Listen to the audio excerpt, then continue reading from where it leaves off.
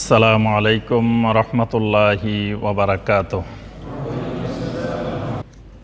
5 নম্বর, আল ঈমানু বিমা জাআ মিন সিফাতিহিল খালকিয়্যা ওয়াল খুলুকিয়্যা। নবী সাল্লাল্লাহু আলাইহি সাল্লামের সৃষ্টিগত এবং চরিত্রগত এই দুই ধরনের সিফাতের ব্যাপারে যা পাওয়া যাবে এগুলোর প্রতি ঈমান আনতে হবে। সৃষ্টিগত সিফাত, সৃষ্টিগত বৈশিষ্ট্য, আর একটা হলো চারিত্রিক বৈশিষ্ট্য। সৃষ্টিগত কেমন? কাসিফাতে তুলিহি ওয়া লাউনিহি ওয়া সিফাতে হাইয়াতিহি ওয়া মাশিয়াতিহি। নবী সাল্লাল্লাহু আলাইহি সাল্লামের লম্বা, নবী সাল্লাল্লাহু আলাইহি সাল্লাম কতটুকু লম্বা ছিলেন হাদিসে আছে না? আছে, সহিহ হাদিসে আছে। নবী সাল্লাল্লাহু আলাইহি সাল্লামের শরীরের রংটা কেমন ছিল এটাও সহিহ হাদিসে আছে। নবী সাল্লাল্লাহু আলাইহি সাল্লামের শারীরিক আকৃতি কেমন ছিল, মোটা ছিলেন না চিকন ছিলেন? নবী সাল্লাল্লাহু আলাইহি সাল্লাম কিভাবে হাঁটতেন? নবী সাল্লাল্লাহু আলাইহি সাল্লামের চেহারাটা, মুখমণ্ডলটা কেমন ছিল? নবী সাল্লাল্লাহু আলাইহি সাল্লামের শারীরিক সৌন্দর্যটা কেমন ছিল? সবগুলা শামায়েলের কিতাবে বর্ণিত আছে। সহিহ হাদিসের মাধ্যমে যতগুলো জানা যাবে নবী সাল্লাল্লাহু আলাইহি সাল্লামের শারীরিক বৈশিষ্ট্য সম্পর্কে, সিফাত সম্পর্কে, এই সবগুলোর উপরে ঈমান আনতে হবে। আর যেগুলো চারিত্রিক বৈশিষ্ট্য, চারিত্রিক সিফাত, সেগুলোর উপরে ঈমান আনতে হবে। যেমন নবী সাল্লাল্লাহু আলাইহি সাল্লাম সত্যবাদিতার ব্যাপারে, ক্ষমার ব্যাপারে, আমানতের ব্যাপারে, রাহমার ব্যাপারে, দয়ার ব্যাপারে, দানশীলতার ব্যাপারে অসংখ্য এরকম সিফাত। আপনার নাদরাতুন নাঈম নামে একটা কিতাব আছে, নাদরাতুন নাঈম, বিশাল কিতাব। এই কিতাবের মধ্যে নবী সাল্লাল্লাহু আলাইহি সাল্লামের সিফাতে হাসানা, উত্তম গুণাবলী সম্পর্কে 200-এর অধিক নবী সাল্লাল্লাহু আলাইহি সাল্লামের উত্তম গুণাবলী বর্ণনা করা হয়েছে কোরআনের আয়াত এবং সহিহ হাদিস দিয়ে। আবার নবী সাল্লাল্লাহু আলাইহি সাল্লাম যেই খারাপ গুণগুলা থেকে বিরত থাকতেন, এইরকম প্রায় 150-র মতো, 150টার মতো বৈশিষ্ট্য বর্ণনা করা হয়েছে, সিফাত বর্ণনা করেছে, সিফাতে জামিমা, যেগুলো থেকে নবী সাল্লাল্লাহু আলাইহি সাল্লাম বিরত থাকতেন। তাহলে 350 চারিত্রিক বৈশিষ্ট্য নবী সাল্লাল্লাহু আলাইহি সাল্লামের মধ্যে বিদ্যমান ছিল। সুবহানাল্লাহ। এক ব্যক্তির মধ্যে 350-র অধিক কি ছিল? চারিত্রিক বৈশিষ্ট্য ছিল। সুবহানাল্লাহ। এমন মানুষ, ইনসানে কামেল, এরকম পরিপূর্ণ চারিত্রিক বৈশিষ্ট্যমণ্ডিত মানুষ আল্লাহর জমিনে দ্বিতীয় আর কেউ আসে নাই, আসবেও না। যার ভিতরে আল্লাহ রাব্বুল আলামিন একসাথে দেখেন 200টা উত্তম গুণ তার ভিতরে ছিল, 150টা খারাপ গুণ থেকে বাঁচি থাকতেন। এইরকম বৈশিষ্ট্যওয়ালা রাসূল ছিলেন। সুবহানাল্লাহ। এই কোরআন এবং সহিহ হাদিসের মাধ্যমে এই যতগুলো সিফাত সম্পর্কে জানা যাবে এগুলোর প্রতি ঈমান আনতে হবে। আল্লাহ পাক এক বাক্যে নবী সাল্লাল্লাহু আলাইহি সাল্লামের সিরাত বর্ণনা করছেন। কিভাবে? সূরা আল কালামের 4 নম্বর আয়াত, ওয়া ইন্নাকা লাআলা খুলুকিন আযীম। সুবহানাল্লাহ। আল্লাহ পাক বলেন, তোমাদেরকে এমন এক রাসূল দিছি, হে রাসূল, আমি আপনাকে খুলুকে আযীম দিছি। খুলুক আযীম, এটা শুধু সাধারণ খুলুক না, সাধারণ চরিত্র না, এটা আযীম, মহান এক চরিত্র। সুবহানাল্লাহ। আম্মা জানা আয়েশা বলছেন, কানা খুলুকুহুল কোরআন, আমার রাসূল ছিলেন কোরআনের প্রতিচ্ছবি, কোরআনের মুখপাত্র। সুবহানাল্লাহ। কোরআনটা হলো লিখিত, আর কোরআনের বাস্তব নমুনা যদি দেখতে চাও আমার রাসূলকে দেখো। সুবহানাল্লাহ। মানে কোরআনটা হলো লিখিত, এই লেখাগুলা বাস্তব জীবনে যদি তুমি দেখতে চাও, কোরআনের পুরা নমুনা, কোরআনের কপি, কোরআনের তরজমান, কোরআনের বাস্তব প্রতিচ্ছবি মুহাম্মদ রাসূলুল্লাহ সাল্লাল্লাহু আলাইহি ওয়াসাল্লাম। যেই লোক হাদিসে অস্বীকার করে, তো সে তো কোরআনেই অস্বীকার করলো। কারণ সে যদি কোরআন মানার ইচ্ছা পোষণ করে, কোরআনে জানতে চায়, তো সে তো আল্লাহ রাসূল সাল্লাল্লাহু আলাইহি সাল্লামের বাস্তব জীবন তাকে দেখতে হবে, না হয় সে কোরআন আমল করবে কিভাবে? 6 নম্বর, নবী সাল্লাল্লাহু আলাইহি ওয়াসাল্লামের খাসায়েসে জাতিয়া, খাসায়েসে শারঈয়া, এগুলোর প্রতি ঈমান আনতে হবে। খাসায়েসে জাতিয়া হলো নবী সাল্লাল্লাহু আলাইহি সাল্লামের সত্তাগত কিছু বৈশিষ্ট্য ছিল, আবার নবী সাল্লাল্লাহু আলাইহি ওয়াসাল্লামের শরীয়ই কিছু বৈশিষ্ট্য ছিল, খাসাইস, যেই বৈশিষ্ট্যগুলো আল্লাহ রাসূল সাল্লাল্লাহু আলাইহি ওয়াসাল্লাম ছাড়া আর কারো নাই, কোনো নবীর নাই, কোনো নবীর উম্মতেরও নাই। সুবহানাল্লাহ। এরকম বৈশিষ্ট্য 100-এর উপরে আছে। এরকম কয়টা? 100-এর উপরে, শতাধিক বৈশিষ্ট্য আল্লাহ পাক দান করছেন, যে বৈশিষ্ট্য আর কোনো নবীর নেই, আর কোনো নবীর উম্মতের নাই, শুধু আমাদের আছে। সুবহানাল্লাহ। আমি ধারাবাহিক আলোচনা করেছি 80টা বৈশিষ্ট্য, আমাদের tafsirulquran.com পাবেন। 80টা বৈশিষ্ট্য নবী সাল্লাল্লাহু আলাইহি ওয়াসাল্লামের, যে বৈশিষ্ট্যগুলো আর কোনো উম্মতের নাই, কোনো নবীর নেই।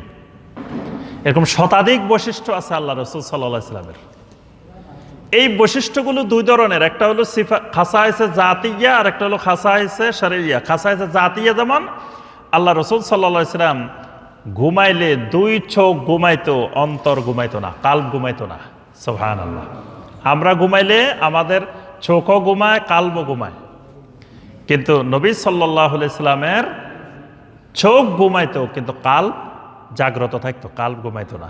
সুবহানাল্লাহ। নবী সাল্লাল্লাহু আলাইহি ওয়াসাল্লাম সালাতের মধ্যে সামনেও দেখতেন, পিছনেও দেখতেন। এক সাহাবী নামাজ সুন্দর করে নাই, নামাজের মধ্যে একটু এদিক সেদিক করছে, খুশু খুজুর খেলাপ হয়েছে। নবী সাল্লাল্লাহু আলাইহি ওয়াসাল্লাম সালাম ফিরানোর পরে বললেন, কি ব্যাপার, তোমরা তোমাদের সালাতগুলাকে কেন সুন্দর করো না? কারণ ফাইন্নামা ইউসাল্লি লিনাফসিহি, প্রত্যেক ব্যক্তি তো তার নিজের জন্যই সালাত আদায় করে, কারণ এই সালাত তো তার নিজের জন্য, নিজের লাভ, তো এটাকে সে সুন্দর করে না কেন? এরপরে নবী সাল্লাল্লাহু আলাইহি ওয়াসাল্লাম বললেন, শোনো, আমি সামনে যেমন দেখি পিছনেও তেমন দেখি। সুবহানাল্লাহ। তাইলে নবী সাল্লাল্লাহু আলাইহি ওয়াসাল্লাম কি অন্য বাশারের মতো? অন্য বাশার হলে তো চোখও ঘুমাইতো, কালবও ঘুমাইতো, সামনে দেখতো, পিছনে দেখতো না। কিন্তু নবী সাল্লাল্লাহু আলাইহি ওয়াসাল্লামের শারীরিক বৈশিষ্ট্যের মধ্যে আরো অনেকগুলো খাসায়েস আছে, যেগুলো নবী সাল্লাল্লাহু আলাইহি ওয়াসাল্লামের জন্য খাস।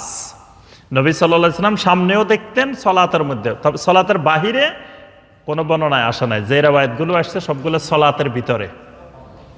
সালাতের ভিতরে নবী সাল্লাল্লাহু আলাইহি ওয়াসাল্লাম সামনেও দেখতেন, পিছনেও দেখতেন। এগুলো হলো সিফাতে জাতিয়া। আবার কিছু আছে সিফাতে শারঈয়া।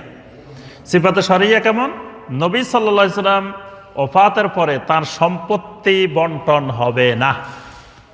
প্রত্যেক মানুষ মারা গেলে তার মিরাজ বন্টন হয়, তার সম্পত্তি বন্টন হয়, কিন্তু নবী সাল্লাল্লাহু আলাইহি ওয়াসাল্লামের ওফাতের পরে তার সম্পদ বন্টন হবে না।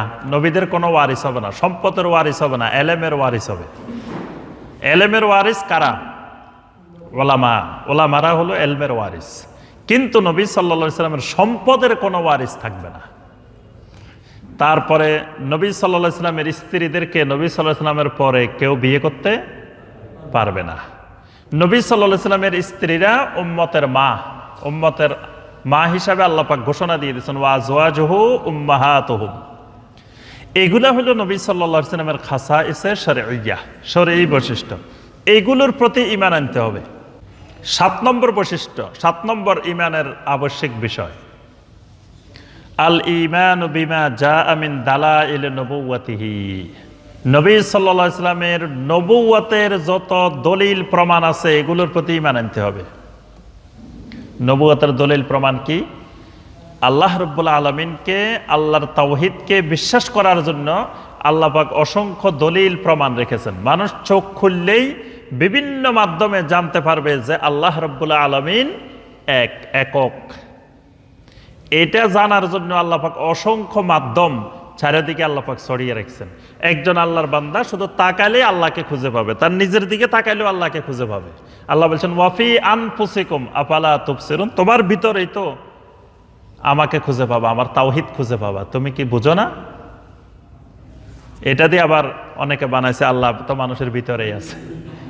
আল্লাহ পাক এখানে ওয়াফি আনফুসিকুম মানে যে তোমার নিজের দিকে লক্ষ্য করলেই তুমি আমি আল্লাহর তাওহীদের দলিল।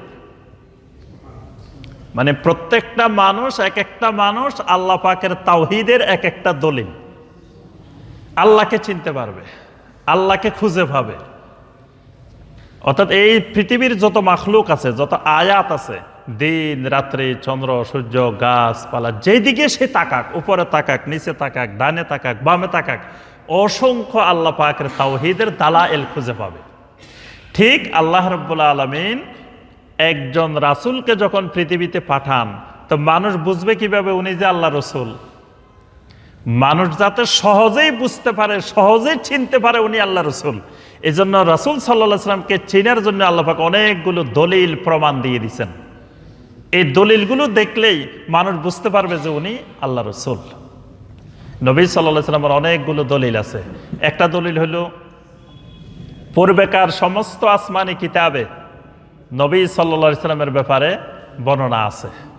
এটা সবাই স্বীকার করছে, ইহুদিরাও স্বীকার করছে, নাসারারাও স্বীকার করছে, সবাই স্বীকার করছে।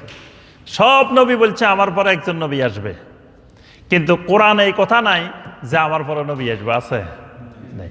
কোরআনে বলে দিছে ওয়ালাকির রাসূলুল্লাহি ওয়া খাতামান নাবিয়্যিন। তাহলে নবী সাল্লাল্লাহু আলাইহি ওয়াসাল্লাম শেষ নবী এবং নবী সাল্লাল্লাহু আলাইহি ওয়াসাল্লাম আসবেন, এটা পূর্ববর্তী সব আসমানি কিতাবে বলে দেওয়া আছে, আগে থেকে সুসংবাদ দেওয়া আছে। এটা নবী সাল্লাল্লাহু আলাইহি ওয়াসাল্লামের নবুয়তের একটা দলিল। নবী সাল্লাল্লাহু আলাইহি ওয়াসাল্লাম আসার আগে আসমানের দিকে সিলগালা করে দেওয়া হয়েছে। কোনো জিন, কোনো কাউকে উপরের দিকে যেতে দেওয়া হয় না, গেলেই দৌড়ানো হয়। তারা মনে করছে কিয়ামত চলে আসছে।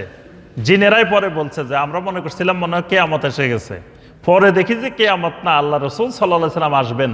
এই জন্যই আল্লাহ পাক এই সব কিছুকে সিলগালা করে দিয়েছেন, আমাদেরকে আর উপরে উঠতে দেওয়া হতো না। তারপরে নবী সাল্লাল্লাহু আলাইহি ওয়াসাল্লাম